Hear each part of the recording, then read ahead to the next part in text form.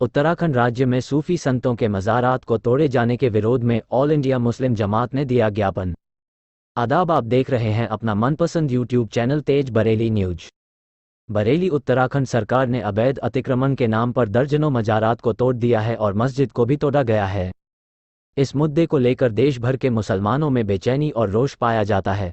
इस संबंध में आज ऑल इंडिया मुस्लिम जमात के कार्यकर्ताओं ने मौलाना शहाबुद्दीन रजवी बरेलवी की क़यादत में कलेक्टरेट पर एहताजी मुजाहिरा किया। उसके बाद प्रधानमंत्री को संबोधित ACM प्रथम को ज्ञापन सौंपा।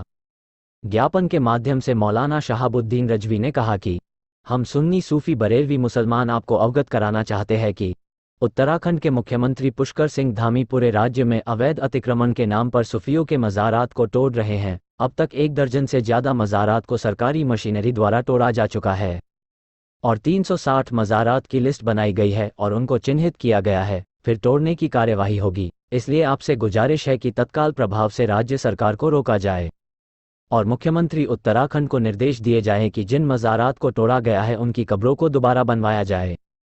मौलाना ने ज्ञापन में कहा कि हम आपसे बड़ी उम्मीद के साथ इसलिए गुजारिश कर रहे हैं कि आपने हमेशा सूफी विचारधारा की कई मंचों पर वकालत की और इस विचारधारा को आगे बढ़ाने के लिए आपने बातें कही, और हकीकत भी यही है कि आज भारत में जो आतंकवाद नहीं पनप सका है उसकी असल वजह सूफी विचारधारा ही है।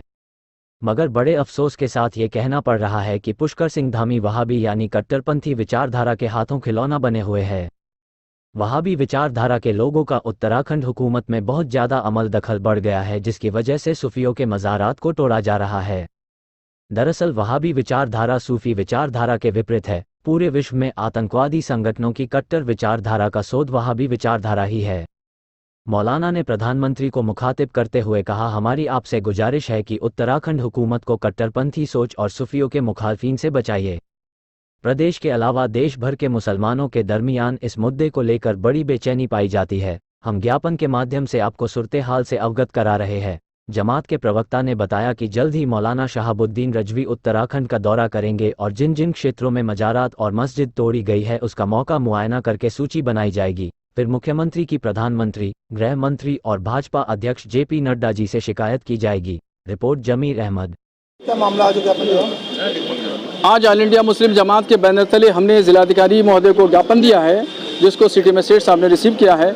और असल मुद्दा ये है कि उत्तराखंड सरकार मज़ारात को शहीद कर रही है।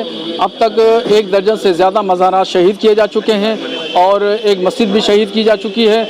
अवैध कब्ज़े के नाम पर एक अतिक्रमण चला रखा है और ये दरअसल है क्या, वो उत्तराखंड के मुख्यमंत्री पुष्कर सिंह धामी वहाबी विचारधारा के ख़िलाफ़ वहाबी विचारधारा के हाथों खिलौना बन चुके हैं। और चूँकि वहाबी विचारधारा सूफी विचारधारा के ख़िलाफ़ है, इसलिए सूफियों के मज़ारात को तोड़ा जा रहा है, उनको शहीद किया जा रहा है।